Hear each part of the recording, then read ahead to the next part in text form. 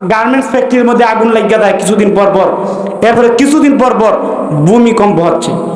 আলহামদুলিল্লাহ আমাদের বাংলাদেশের মুসলমান আল্লাহওয়ালা আল্লাহ ওলিরা তাকায় এখনো পর্যন্ত শক্তিশালী কোনো ভূমিকম্প হয় নাই। কিন্তু লক্ষ্য করে দেখেন প্রায় 15 থেকে 20 বছর আগে সম্ভবত চীনের মধ্যে একটা শক্তিশালী ভূমিকম্প হয়েছিল। ভূমিকম্প হওয়ার পরে বিল্ডিংগুলা এমনভাবে ধসে পড়েছিল, বোঝা গিয়েছিল এটা যেন কাগজ দিয়ে বিল্ডিংগুলা বানানো হয়েছে। যেমনভাবে কাগজ দিয়ে কোনো কিছু যদি মনে করেন রাখেন কাগজ দিয়া, আর এই বাতাসে সহজে এগুলাকে উড়ায় নেয়। আল্লাহ তো ইন্নাল্লাহ আলা কুল্লি শাইইন কাদির, আল্লাহ তো সর্বশক্তিমান।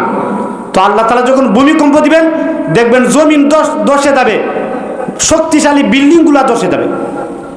এখন আমরা যদি অভিভাবক হই, আপনি নেত্রী হইলেন, নেত্রী হইয়া যদি আপনি অশ্লীলতা ছড়িয়ে দেন, নেত্রী হইয়া যদি গান বাজনার আয়োজন করেন, তাহলে আপনার কারণে গোটা দেশের মধ্যে ভূমিকম্প হবে। এরপরে গোটা দেশের মানুষ এরা অনাহারে থাকবে, উপবাসে থাকবে। জোহারাল ফাসাদু ফিল বাররি ওয়াল বাহরি বিমা কাসাবাত আইদিন নাস ওয়া মা আসাবাকুম মিন মুসিবাতিন ফাবিমা কাসাবাত আইদিকুম ওয়া ইয়াফু আন কাসির। আল্লাহ বলেন, ও দুনিয়ার মানুষরা, তোমাদের উপর বিপদ কষ্ট মুসিবত যা কিছু হয় বিমা কাসাবাত আইদিকুম, এটা তোমাদের হাতের অর্জন, হাতের কামাই। ওয়া ইয়াফু আন কাসির, অথচ আল্লাহ তাআলা অধিকাংশ বিপদ আপদ থেকে আল্লাহ আমাদেরকে রক্ষা করে। এখন একদল অন্যায় করবে, অশ্লীলতা ছড়াইবে, আর গোটা দেশের মানুষ দেখবেন এটার কষ্ট ভোগ করবে।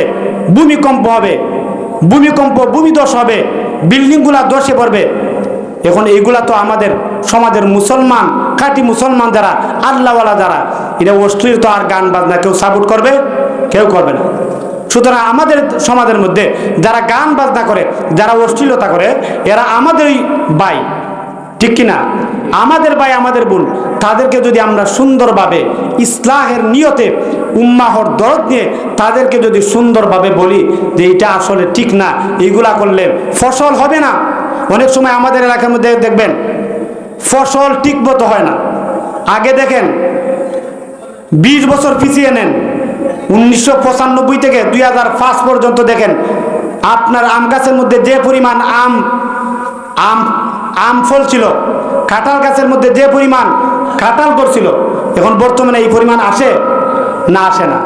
কেন আসে না? আপনি বলবেন এটা মনে হয় গাছের দোষ। নাউযুবিল্লাহি মিন যালিক। গাছের দোষ না, এটা আমাদের দোষ। এটা আমাদের গুনার কারণে ফসল ফলে না, আমাদের গুনার কারণে আম গাছের মধ্যে ঠিক মতো আম ধরে না, আমাদের গুনার কারণে কাঁঠাল গাছের মধ্যে ঠিক মতো কাঁঠাল হয় না।